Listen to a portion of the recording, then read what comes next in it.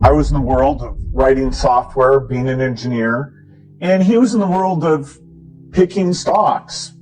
And I just had never been attracted to that for myself. And yet, as soon as he was asking me about IBM or Hewlett-Packard and how they priced their product and how things were changing and what the nature of the competition was and what I would do if I got to run those companies, I could see that his investing was just an outcome from having this incredible model of business and business value. And so, I got to ask him lots of questions, and our first meeting turned into a day-long discussion. And I was, you could say, smitten by the opportunity to talk with Warren about all these topics. Warren, when I first met him, didn't use a computer whatsoever. However, within 3 years of my meeting him, by 1994, he was starting to do online bridge. And in fact, his online bridge was so extensive that he'd spend over 20 hours a week, but just doing that one thing for quite a while. Today, he's, quite avid at browsing in his home, where he'll look up currency prices or trading numbers or various articles. So he's a pretty adept browser, but it was bridge that got him to get familiar with the keyboard and get to be reasonably capable. You have an incredible person doing everything that needs to be done, but it's kind of inverted where Warren is picking the business for its dynamics, buying often 100% of it. And there's actually more value in the fully owned businesses now than in the investment portfolio. And because he's picked the manager who's dedicated to the details, the specifics of that business, he gets a world-class operator. He's simply taking whatever excess capital comes out and redeploying it in a business that can grow its opportunities because of that. So the dialogue between Warren and the manager is, is the manager still excited about his job, still dedicated to it? So rarely there'll have to be a succession. And then the capital issue. Does that person want more capital than they've made because they have opportunities, or are they generating capital? And then Warren takes and spreads that around the different things inside the company. So Warren does what Warren is incredibly good at, including picking that person, but it doesn't include knowing the pricing of the jewelry or the, should there be a new box of candy brought out or anything like that. It's always amazing. You can describe a business to Warren in 10 or 15 minutes and he'll know what the key things to ask and look for are. He doesn't need massive briefing on something. In fact, one time I only took Warren to visit Microsoft. He was here for the weekend, and I thought, geez, we should show him around. He'd be interested to see it. After we'd spent about a half day doing it, he says, now I've toured Microsoft more than any business that I own. Because on-site tours are not part of how he does his analysis. I've learned so much from Warren, I can no longer tell exactly which things I'm just following the master versus showing a little bit of initiative on my own. But even beyond any sort of investing thing, just the idea of keeping your schedule simple, trying to spend your time on the things that you're good at, that you enjoy doing. There's a philosophy of life, embracing people, having fun at what you do, doing it with some humor, that, I'll always strive to do those things nearly as well as Warren does.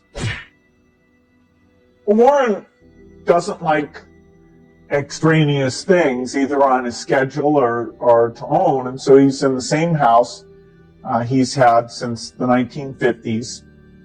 It's a reasonable house by Nebraska standards, but you go up to the top floor. He's got the train set that he played with when he was young. It's there.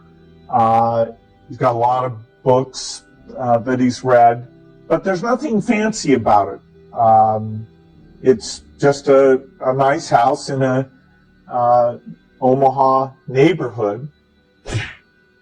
Well, Warren and I had been talking about giving money away for a long time, and at one event where he had some friends together, I talked about the early work of the Gates Foundation and this global health, and the amazing fact that for a few $1,000s you can save a life, and that there's great progress being made, and how the pieces need to be pulled together a little more energetically. So it was fun for him to see how engaged I was, that it was the same type of engagement that I had in my Microsoft work.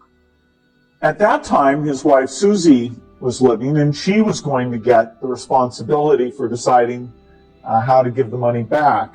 And so it was actually a tragic thing that she died younger than Warren. And then fairly quickly after that, he mentioned that he was considering some of the wealth coming to the foundation my wife and I had. That was a complete surprise to me. And, I said, wow. The first time he said it, I thought, well, that's at least being nice. He's saying that it would be rational to do that. He's not really saying he's going to do it. But the second time he brought it up, I knew he was considering it seriously, because Warren doesn't joke around. It was something on his mind. And then soon after that, he did decide, split the money between a number of foundations, but with a substantial portion coming to our foundation. In fact, doubling the resources in our foundation, allowing us to be far more aggressive with new vaccines and new seeds for farmers. And so, I felt an incredible sense of responsibility. It was this incredible thing, and it matched up a little bit before I was becoming full-time at the foundation. And so it would make that full-time work even more impactful. So, it was just incredible. I'll never be able to thank him enough for what he's done. I've been meeting with some people who are rich and asking them how they think about these things, and what kind of giving has been exciting for them. And I'd love it, and I know Warren would love it, if in sharing our enthusiasm for giving and really praising these people who are doing it, that we could kind of make it even more of a norm, get more people involved. Not taking any credit for what others would do at all, but simply share best ideas and, have people immediately, when they get large portions, starting to think of what their unique kind of philanthropy might look like. Warren has done so much more for me in terms of advice on, helping me learn things than I've ever done for him.